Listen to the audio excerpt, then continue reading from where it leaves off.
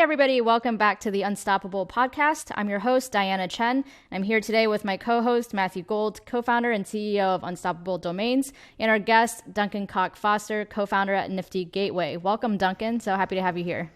Hey guys, thanks for having me. Thanks so much for being here. So to get us kicked off, take us back to the beginning of your crypto journey. When did you first get interested in crypto, and how did you get into the space? Great question. I got into crypto in 2017, 2018. I think, there's that people talk about how like bull runs get people into crypto and like get them interested. That is definitely what happened for me. At the time, I was just graduating college. I was in my first job, and I've always been like, had entrepreneurial dreams. And in college, actually, I started a clothing company where we did sort of like direct to consumer clothing. Started that with a friend of mine named Ryan Walsh, and it was a really good experience. I mean, we made some great shirts and we sold them a lot of them. But for me, the main takeaway was that it can be really difficult to start a company, and it's a little bit easier if you're starting a company in something that's new and sort of like an emerging technology area and a domain where people don't really like understand it. The clothing, like everybody understands clothing, it's pretty well, it's well established, so it can be harder to compete with the incumbents. So because of that, I was really sort of on the hunt for new technology areas, and crypto really piqued my interest, as I imagine it did for a lot of people back then. It's super polarizing. It seems to inspire people who deeply hate it just as much as people who deeply love it. But yeah, I got really, really into crypto. And honestly, for me, I've never been that motivated by finance or like the financial aspect of things. That I just never found that as like interesting. I've always found like creative and consumer technology more interesting. So specifically, I got really into NFTs. And this was back in 2018. I just got super into NFTs. Yeah, so now we're in 2021. NFTs are finally getting big. People are starting to hear about them. A lot of people today still don't understand what NFTs are. So back in 2018, when you first got introduced to NFTs, how did you go about learning about what it is and wrapping your mind around this totally new concept? Honestly, my number one source of information was Twitter and Discord too. This I talk about this all the time because I would tell my family and friends, and Griffin and I would talk to our family and friends about NFTs. And for the most part, people were incredibly, skeptical. And the reaction was like, wow, that's like so dumb. I can't believe anyone does that. But on Twitter and on Discord, we were able to interact with the group of people who were NFT enthusiasts, and we're actually like really, really cared about them. And there was like a culture developing. And I think that was sort of non-obvious at the time. But, if you went a layer deeper and you like listen to what people were actually saying, then you could see that there was like real passion for NFT technology. And so that honestly is more than anything what gave me the faith to like keep working in the space, despite all the people who said it was really dumb. Is like there was this group of people who were really, really dedicated to the concept, really, really into NFTs, and had strong conviction. And yeah, that was the heuristic I used, more or less. Yeah, so for people listening today who, maybe have been introduced to NFTs a little bit or think NFTs are really dumb, like why would somebody pay money for this digital art when you can just download the JPEG or the PDF or whatever? Like they just don't understand any of this. How would you explain the value of an NFT to somebody like that in, a couple sentences in an easy to understand way that also gets them excited about it? Oh, well, that's easy. But usually what I tell them is, this actually isn't a new concept at all. It's like over 100 years old, and like we in the NFT world have just basically we've taken a concept that exists in the physical art world and digitized it and used that to make like a whole new type of art collectible. I'm speaking in like a broader sense. Like this is sort of like an unconscious thing that's happened. But for example, in the physical art world, okay, let me give you an example. Let's say an artist makes a print of 100, and then later that night I break into the print shop, I have the lithograph, and I use it to make 10 more prints. Are the 10 extra prints that I made authentic? No, obviously not. They're like forgeries that I made, even though they're physically indistinguishable from the original print run of 100. The only difference between the original run of 100 and the 10 that I made is that the artist authenticated the first 100, and the ones that I made are scams. They're made by me breaking into the print shop. It's the exact same thing with an NFT. anyone can download the image file, but that's not actually what gives art authenticity. The artist permission is what gives art authenticity. So the artist, by creating the NFT, is essentially making this digital signature where they say, yes, I've created this work of digital art and I'm turning it into an edition of 10 or an edition of 100. And these 100 NFTs represent ownership. And yeah, that's honestly what I would tell them, that this is not it's not a new concept. It's taken from the physical art world. NFTs are just mainstreaming it and making it accessible for everybody. Yeah, it kind of reminds me of like if you're walking down New York City and then you see all the people selling the fake handbags and stuff on the streets, right? It's like you can go and buy a $20 fake Louis Vuitton purse, but if you're somebody that cares about having a Louis Vuitton purse, like you're probably not going to be happy with that. Right, exactly. Yeah, that's a great example. Yeah. So, other than lack of education, do you see any other barriers that are keeping people from entering into the space of buying NFTs or understanding NFTs, and maybe more broadly, preventing people from entering into the crypto space in general? Absolutely. And this was the one thing that we decided to focus on when we started Nifty Gateway. Back in 2018, it was just very difficult for anyone to use crypto technology at all, because onboarding onto MetaMask, buying Ethereum and sending it to your MetaMask wallet it's intimidating, especially for people who have never done it before. Adam Draper, the head of Boost VC, shout out Boost VC, right, Matthew? Yeah, we were in Boost together. But let's go Boost. let's go Boost. I hope you're listening, Adam. He hates this anecdote because I put him on blast. But the anecdote I always use to talk about how confusing it was back in 2018. Someone was trying to send Adam Draper a crypto kitty, and he was just trying to receive it as a gift, not even buy it. And he spent 4 hours trying to receive it as a gift, and then gave up because he was so confused. And I think that anecdote illustrates just how intimidating the technology can be for newbies. So from the beginning, Nifty Gateway was really an attempt to make NFTs more accessible. And the idea is if we make them more accessible, then more people will collect them. So you can see that right now, niftygateway.com, the current product. You never have to onboard on the cryptocurrency in order to collect NFTs. It's all about just buying the NFTs that you like. And then you can buy and sell them without ever getting cryptocurrency. Cash out directly to your bank account. If you're in the US, you can cash out to Gemini internationally. But that's really the driving concept behind what we're doing. We want to let people access NFTs without ever having to onboard into cryptocurrency, because cryptocurrency onboarding is very difficult. And that's where the name comes from too. It's a gateway into NFTs, a Nifty Gateway. Got it. And is that something that sort of differentiates you guys from competitors like OpenSea or other companies that you can buy NFTs from? Yeah, definitely. I would say that's one of the main things that we focus on. The other main thing that we focus on is really the quality of NFTs, where we really try and every project we present, we basically Nifty Gateway is a cosign, the same way that an art gallery is sort of a cosign of the artist that they present. Where an artist releasing on Nifty Gateway, we know they're in it for the long term. We know they have a devoted fan base, and that's another really main thing that we try and focus on. And we spend a lot of effort on artist relations and helping our artists build their own careers. Because this was the other thing in 2018, right after CryptoKitties, there were a lot of really low quality NFT projects.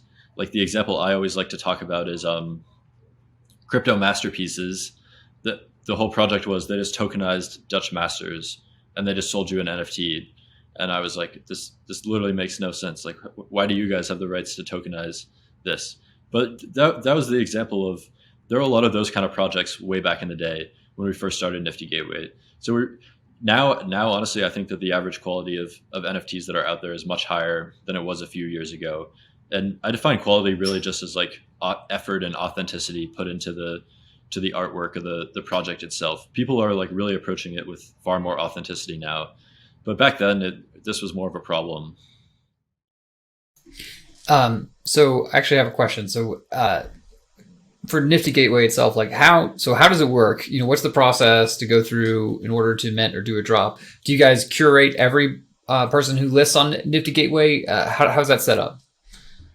Correct. Yeah, we're the only platform where all of the content released on the primary market is explicitly signed off by us before it goes live. of course, that comes with its own set of challenges because, if a project is controversial, if people don't like it, we're liable and we're on the hook. But yeah, the only primary market releases that happen are through our drops. Those are scheduled by us. We used to do a drop every 2 weeks. Now we do a drop every day, and sometimes even two a day. But yeah, that's as opposed to a lot of other NFT projects are more like platforms. So you'll be onboarded, and then you can release work when you want. But on Nifty Gateway, everything is explicitly signed off by us. So so you guys are more like a Christie's auction house or something like that instead of like an eBay where anyone can list. You guys like make sure that the people coming on have at least some level of credibility if they're going to be on Nifty. Correct. That's the Got value it. prop. Got it. And then who's using Nifty Gateway now? And like, are you seeing normal people use it yet? Or I guess that's a weird definition. So I'm actually just wondering, who are you seeing using it today? Who are the beneficiaries? Oh yeah, I mean, honestly, there are tons of normal people using it. Um, it's kind of become. I think people underestimate like the extent to which like NFT collecting is a fun social hobby for a lot of people, and that's like happened way faster than I thought. So a lot of my friends actually they have group chats centered around the drops where every time there's a Nifty Gateway drop happening, they're like, okay, what are we buying, guys? Um, and yeah, I remember a few weeks ago I was hanging out with a buddy of mine, and it was seven. All of our drops are at 7 p.m. Eastern, and at 6:55 he like came running out of his room and sat down at his computer, and he's like, okay, guys, what should we buy on the drop? I thought he was talking to me. He was actually on a group chat with his like cohort of buyers, people that he shops on Nifty Gateway with. Like he was on a video call with them, which was like just such a funny moment to me. So I think there's a lot of normal people. I mean, kind of I don't even know how to define normal people, but a lot of people that I know from like all different type walks of life have been like telling me about their Nifty Gateway collections and talking to me about collecting, etc. And then are you seeing? I feel like the market is mostly art right now for these types of NFTs. Is that true for you guys at Nifty Gateway? And are you seeing any other projects out there other than art, or maybe like I've seen music, for instance, is being tokenized with NFTs? I'm just kind of curious what you guys are seeing happening. Totally. We are mostly focused on art. I one of the coolest aspects about this is like NFTs as a medium, I think, allow musicians to contribute to the creation of art objects in a way that they are not able to do with other mediums. If you're a musician, it's like you can't really create a painting, you can't really create a sculpture that incorporates your music, but you can create an NFT that incorporates your music. So I think a lot of the musicians that release on our platform really are creating art. They're just creating this new medium of art where like that wasn't really possible before NFTs. We're mostly art focused, but there definitely are like other NFT projects, like hash masks, CryptoPunks.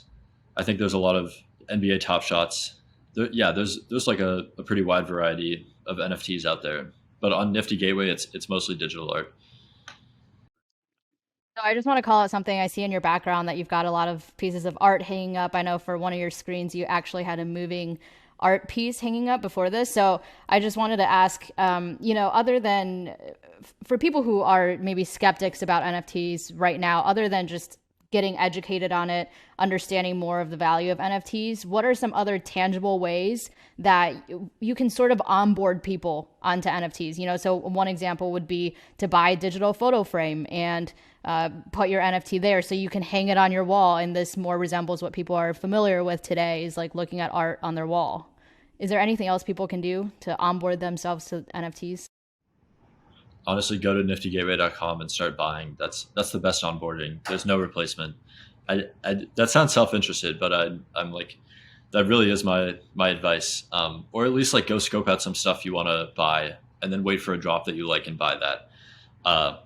We see a lot of people have like misaligned expectations on Nifty Gateway. I think so a lot of people, maybe they've seen like the price of some NFTs go up in the past, so they expect to be able to come in, buy an NFT, and then resell it for more an hour later or a day later. I tend to advise against that. And really, I think you should be like pretty serious and intentional about your NFT purchases, because I mean, NFTs are like all art. They're they're not nearly as liquid as some assets. Um, you know, it if you're in a rush to sell your NFTs, like you're likely going to sell them at a loss. So really, what I encourage people to do is identify the art and the artists that they really like and they connect with, purposefully collect those NFTs, and then just be patient with them and really try and build a collection that like brings you joy from the artists you like, as opposed to just like speculation is I mean, people get burned when they speculate on all kinds of stuff, but we do see people who get burned speculating on NFTs on Nifty Gateway. Can you shout out some of your favorite artists on Nifty Gateway? I mean, I love all the Nifty Gateway artists. They're they're all like they're an incredibly talented group of people, and I'm really honored for the ability to work with them. This one I have in my background. This is Raul Cordero, very early. I think he released in our second or our third drop, so almost a full year ago at this point. Um, but yeah, I mean, all the artists on Nifty Gateway are fantastic. I have a question actually. Maybe you can help me with. It's like how do you guys figure out pricing on for these NFTs that get listed? Like what do you think about the $6.6 million Beeple painting that recently got sold? And do you think that the value of this digital art could eventually surpass the value of physical art as more creators get in here and make it over the next several years? I actually do, and here's why. I was listening to a Clubhouse the other day with Peter Fenton. They were talking about their So Rare investment. So Rare is another NFT project who just raised a large Series A from Benchmark. Great project. Congratulations to them. But Peter Fenton was talking about Uber because he was also an investor in Uber, and he said that back when Uber was like first getting started, they sat down and they did some calculations about market size, and they looked at the total amount of spend on black cars in each city, and they ended up being wrong by a factor of about 100. And the reason it sounds so obvious in retrospect, but in most cities, it's very difficult to call a taxi. It's a huge pain in the ass to get a taxi, but it's really easy to call an Uber. So like people ended up traveling, like people ended up going more places because like transportation was so much more accessible. It increased the market size of transportation by quite a large amount. I actually think the same thing is happening with art and NFTs, like right in front of our eyes. A lot of my friends who are into collecting NFTs are not collecting physical art, largely because it's intimidating, it's difficult. Physical art, it's really difficult to move. You have to send it across the country if you want to move it. Frankly, it can be much harder to sell digital art than an NFT. So I think we're actually already seeing early evidence that because NFTs are so much more accessible than physical art, overall people are going to spend more money on collecting NFTs than they do physical art. I mean, of course, that's probably a very self-interested answer for me to give, but I do think we're seeing early signs of that. So yeah, I honestly think that the NFT market will be larger at the end of the day. People spend about $60 billion a year on physical art. We're still nowhere near that on NFTs. We're at like maybe a 50th of that annual like money spent. And yeah, that's my opinion. I think I know your answer to this, but so do you see this NFT hype cycle right now as a bubble that's going to burst, or do you see it sort of continuing on into the long term? I mean, honestly, my take is that there's whenever you have something that's going from this activity is not done at all, like buying NFTs, to like this is a widespread activity, it's not going to be a smooth ride up. And like there's going to be pockets of irrational exuberance around along the way. My personal heuristic for like, is this in a bubble? I try and look at the number of buyers who basically like would have to sell whatever they're buying at the end of the month in order to pay their bills. Like I do think sort of like people expecting short-term price appreciation can really lead to sort of like irrational exuberance and bubbles. And frankly, like I am seeing a little bit more of that on Nifty Gateway than I was a few months ago. But even if this is like a period of inflated expectations, which is certainly possible, I still think like there's a much bigger picture here, and there's a longer term vision of NFTs being a type of art collecting that's significantly more accessible, and significantly easier to do. So yeah, even if short term maybe there's a little bit of exuberance, but long term, I think it's long term NFTs are definitely here to stay.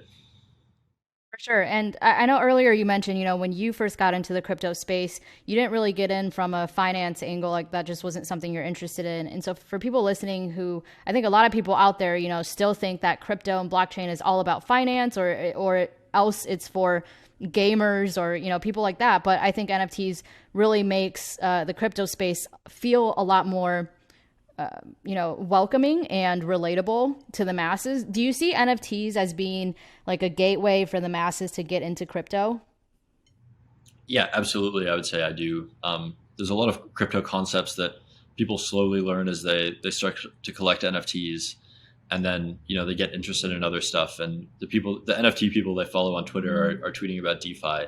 So yeah, I think it's a great gateway. Interestingly, I think honestly the issues that NFTs have to deal with are a little bit different because we're in a cultural space, and we're maybe closer to a movie studio than a bank, which means people are worried about different things. Like a good example, I think, is the electricity that blockchains use.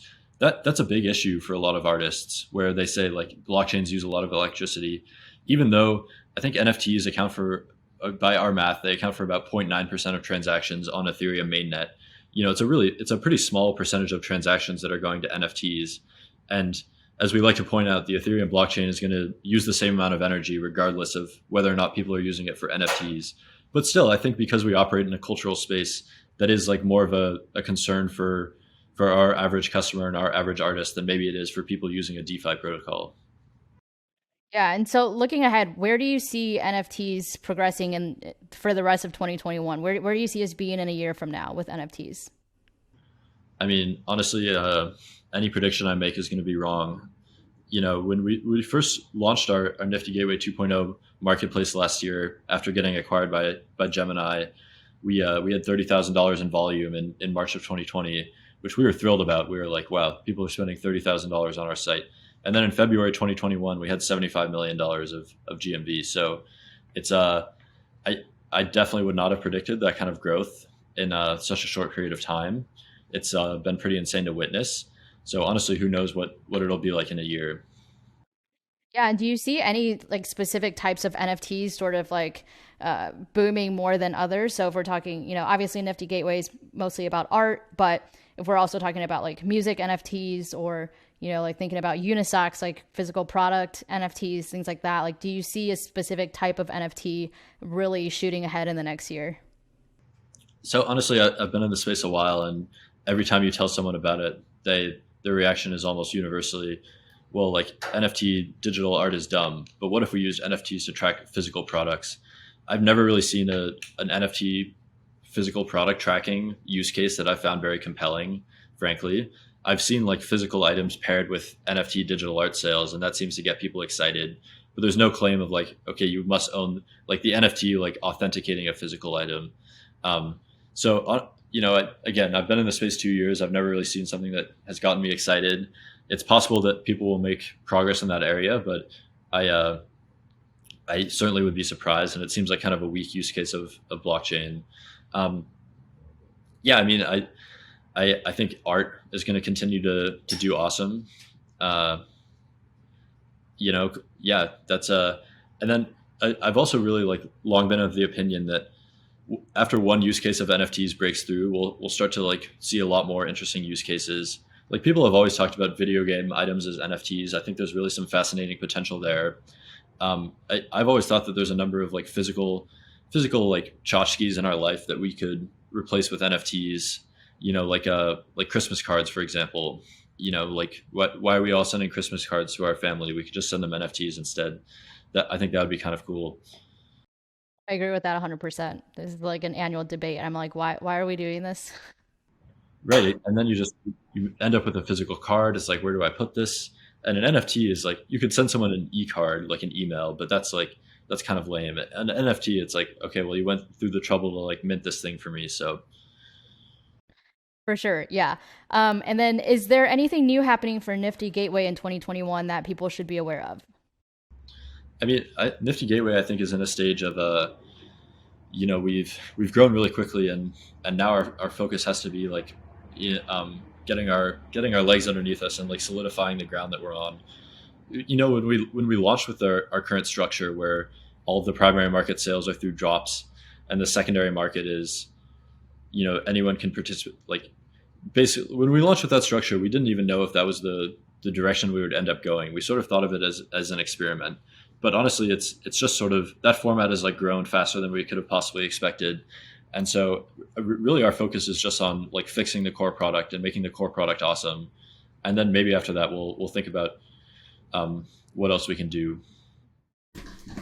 Well, we've experienced the same thing at Unstoppable. This has just been a huge year for crypto user growth in general. And like everything across the board is 10x what it was 12 months ago in a pretty short time. So I know you're tired. I'm exhausted too. Like I wake up every morning and it's like, oh, gotta keep going. Until this bull market is over, there's just going to be infinite demands on the time of everyone working in crypto.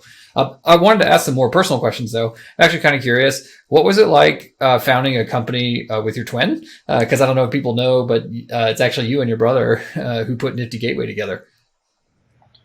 Yeah, honestly, it was a really great experience. Having an identical twin, there's already sort of like a mind meld, and you guys think about stuff on a very similar way. So, really, like if you think about like founders and founding a company in terms of like onboarding time, there's basically no onboarding time. Like you're already on the same wavelength about almost everything, and that's like a huge advantage, I think, in founding a company. There's also like that added layer of trust. It's much harder to screw over your brother, because like my mom would probably get pretty pissed and call me if I tried to like screw Griffin out of the equity or something. So it's like, you don't really have to worry about like trusting your co-founder, which I think is another added benefit. Got it. So when you guys play like board games together, do you team up on the other people on the board game, or do you guys actually like try to keep it fair? I'm kind of curious. Depends. Either way. Honestly, if you're playing against us in a board game, the strategy is like you have to turn us against each other, which is not as hard as you might think. Because part of being an identical twin is like you're usually pretty competitive with your identical twin. So like, and it's just a board game. It's like the stakes are not that high. So that's what I would recommend doing if you ever play Griffin and I in a board game. Yeah, next time we're in that situation. Another question here that I think people might find interesting is what was it like to go through a tech accelerator like Boost VC? And I was actually curious, did you guys both graduate college before starting your startup, or did you take off a little bit early? Because I actually don't know that history. Shout out Boost, shout out Adam and Brayden, Maddie. I hope you guys are listening. Yeah, we were in the same cohort as Unstoppable. That was fun. That was a fun time. What was it like? Well, we're actually quite grateful because we did both graduate college, and then we both had jobs out of college. But I think we were both pretty bored and sort of had that entrepreneurial itch. And I think like many people our age and who like are in a similar situation, we kind of underestimated the difficulty of starting a startup by quite a lot. We severely underestimated the difficulty of starting a startup. So after we had both quit our jobs, and we were actually living in a bunk bed in San Francisco. We had one room and we were living in a bunk bed. We went out to pitch a bunch of venture capitalists, and basically they all rejected us unceremoniously, which in hindsight is like obvious because our expectations were clearly misaligned and we were overconfident. But at the time it was it was worrying because we were trying to figure out how to like fund the company. We had just quit our jobs to start. We ended up getting a little bit of traction with our credit card payment processing product, and that's when we met Brayden. And so getting into Boost was like very much a lifeline for us because I think it would have been hard to continue without doing the tech accelerator. And then Adam and Brayden were both enormously helpful throughout the whole process. I think it also helps you justify it to others, right? So if you're just like randomly sleeping on a couch somewhere in San Francisco and you have this idea for a company, your friends and family are like, what's wrong with you? And like you do it for like 3 months, like, okay, he's taking a little like break off of real life and maybe he'll figure it out. But then when you get that first check-in from someone else that believes in you, that's like a credible investor, all of a sudden your friends and family are like, oh wow, they're actually doing a thing. And that gives you the flexibility to go the other, 6 months, 12 months, 2, 3, 5 years, whatever it takes in order to get to that next step. Next question I want to ask you guys was, What was it like selling to Gemini? What made you guys decide to sell the company? And do you see entrepreneurship in your distant future again? Or did you do it once and you say to yourself, never again, that's way, way, way harder than I thought it would ever be? Well, honestly, we're still operating Nifty Gateway inside of Gemini. So it does very much feel like a startup experience. We're still really accountable to the customers. There is less uncertainty around, complete failure versus, like failing inside of a larger company. But it still does feel very much like we're starting a company and like growing the team internally. So I think there are a lot of similarities. Honestly, the decision to sell to Gemini basically went like this. We had finished Boost and we were talking to a few different VCs, thinking about, raising a seed round. And then we met the Winklevoss twins. I think we got along with them really well initially, and they seemed like great guys. And we're sort of, they seem like good people to work with. They floated the idea of an acquisition. Basically what they told us is, hey, we think NFTs are the future too, which was really cool to hear because this was back in the time when like no one thought NFTs were the future. But they said, we think NFTs are the future also. We think that there's like big benefits for you guys coming in and building out Nifty Gateway underneath the Gemini umbrella. And here's what the benefits are. There's a huge tech advantage like underlying all of this, where Nifty Gateway in its current form is built on top of Gemini custody technology. That really wasn't possible without before the acquisition. That was not the case at all, and we would not be able to build the current product without like an absolutely exceptional partner who like knows who has done security and custody at the level that Gemini has done it before. So it allowed us to realize our product vision essentially. And then, overall, there was also a factor where, at that time we had gotten sort of a good amount of traction, not a great amount of traction. We knew that we were going to have to build a new product in order for Nifty Gateway to be like $1 billion company. We were still early on in our careers, and I think a lot of entrepreneurs get the advice of sort of like, hey, it's billion or bust. But it can actually be really beneficial for your career to sell a company early on and to have an exit under your belt. Like that's really good life experience. And that really provides a lot of credibility for whatever you want to do. I think from all those perspectives, like, it seemed like a compelling choice. And it must be comfortable to sell the company to another set of twins. You already know that they have at least that in common. So I always thought that was funny that the twins got bought by the twins. At least that's what we said in our Boost VC cohort. That was kind of silly to see that happen. One other question, this is my last question for you, is like, are there any artists out there who you would just love to see come create some art, on Nifty Gateway? Because let's give them a shout out. We'll put them on blast here. The funny part is people always ask us that. And in this year of Nifty Gateway growing so quickly, all of the dream artists have like we're basically in talks with all of them. So like the dream list has been like fulfilled. There's next to the dream list, yeah. Well, that's fantastic news. I'm looking forward to seeing all of those come to fruition, and the things that you guys are doing over at Nifty Gateway. Super exciting, and I love going and checking out and watching the drops that come up too. So I'm one of those people. Yeah, nice. All right. So, yes. Sorry, I didn't mean to cut you off. So shifting gears here, the next segment that we have is called Explain Your Tweet. This is where I go through your Twitter and find a cryptic or interesting or funny tweet. I will say most of your Twitter is just retweeting cool artists. So if you guys want to discover a cool artist and you're like, it's like too overwhelming to just go on Nifty Gateway and there's like so many cool artists here, just go to Duncan's Twitter account and see all the artists he's retweeted. Very cool. Also, your pinned tweet is very educational as well. If you're still a skeptic about NFTs, you're wondering why would I want to buy a digital art when I can just, download a JPEG or whatever, go read that tweet. You'll learn a lot there. But there was one tweet that I wanted to call out. This was from January 3rd of this year. It's a thread. You tweeted, "My favorite part of my job is seeing artists get rich. My least favorite part is we can't work with as many artists as I want to. One of my main goals in 2021 is to figure out how to expand the number of artists that Nifty Gateway can work with." It sounds like you guys have already done that in the last, 2 months since you tweeted that out.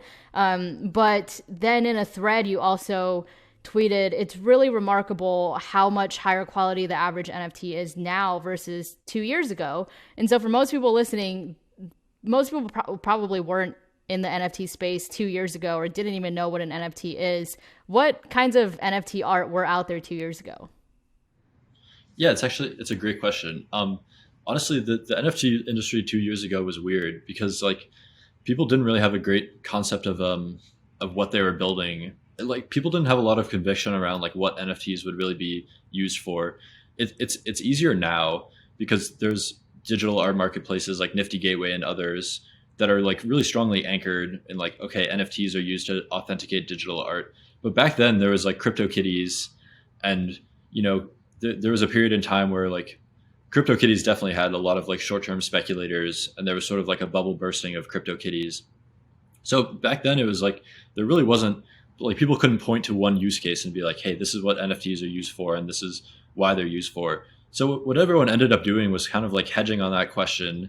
And a lot of the marketplaces or like projects that got built were built to accommodate just like way too many use cases of NFTs. So you'd like marketplaces would be like, okay, we sell CryptoKitties, but then we're also working with this project that like we think will eventually like make house deeds as NFTs.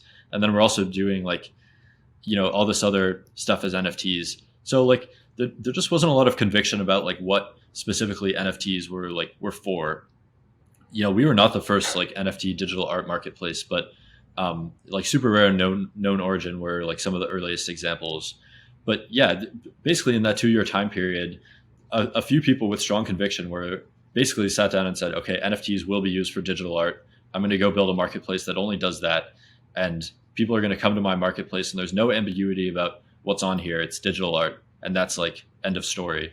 And that actually really helped anchor the whole NFT experience. So 2 years ago, it was just like you'd see all sorts of weird stuff. And then you'd also see a lot of, it wasn't exactly clear, like, you know, with any sort of, with anything really, with a company or like a lot of creative endeavors, there has to be a way to translate effort into results. And it's much better if there's like a clear path for exactly how to do that. But back then there wasn't exactly a clear path where if you sat down and you're like, okay, I'm going to spend hours and hours of effort to make the best possible NFT. It wasn't exactly clear what that meant, like what you would spend those hours doing. Partly because like people were so confused about NFTs were actually what they were actually for. Once it became clear, like, okay, NFTs are a digital art marketplace, then it's like, okay, I'm going to go find the person who spent 50,000 hours in their life making digital art. They've got to be pretty good at it by now. And I'm going to ask them to mint an NFT on my platform. And, you know, that's how a lot of that's a big reason why the space has progressed so much. Got it. Okay. Well, thanks so much, Duncan. I love this conversation. I hope our listeners got some new insight into NFTs and the value of NFTs for people that were skeptics before, or maybe just didn't really know much about it. Before you go, just tell people where they can find you if they want to connect with you personally, as well as where they can go to check out Nifty Gateway, and what are some of the sort of like explain the cool UX on Nifty Gateway a little bit. Where can people go initially to do some cool and interesting things, both as consumers or as creators? You know, who knows, maybe we have some cool artists listening to this that want to create their own art and mint it on Nifty Gateway. How do they do that? Totally. The place you can find me is on Twitter. My handle is DC Cock Foster. If you guys know who has the DCF handle, please let me know because I'm really trying to get that. As you said, I don't really tweet much nowadays, mostly because I'm so busy at work. But once this bull market ends, then I'll be spitting out fire funny tweets that are mostly about NFTs. Nifty Gateway, just go to niftygateway.com. If you want to keep up with the drops, there's a form to put in your email address, and basically you'll get a weekly email with all the drops. That's a really fun mailing list to be on because you just get cool art in your inbox every week. So I would recommend like signing up for that mailing list. I think if you're an artist, like honestly, the best advice I can give you is like try and get traction on social media and try and get people to notice your art. We do play a curatorial role, but a big influence on our decision is like how much like traction and how much of a following like artists already have. That's like a big key factor in deciding who we like launch work with. So yeah, go try and build your traction on social media. Also, like pick a style, like do something that no one else has done and stick to that style. That's honestly the best. I mean, this is advice that people give in the physical art world as well. It's very, very true in NFTs. a lot of the most prominent NFT artists have a very specific visual style that they're, you could pick out their work from a mile away and be like, yes, that's their work. Like Twisted Vacancy is actually a pretty good example where before he started, he was good with motion graphics, but he sat down and he researched a very specific color palette, and he said, okay, all my artworks are going to use this specific color palette. And because of that, his works are like very, very visually distinct, and you can pick them out from a mile away. And so that's honestly, I think, a really important part of building an art career is like having a visually distinct style.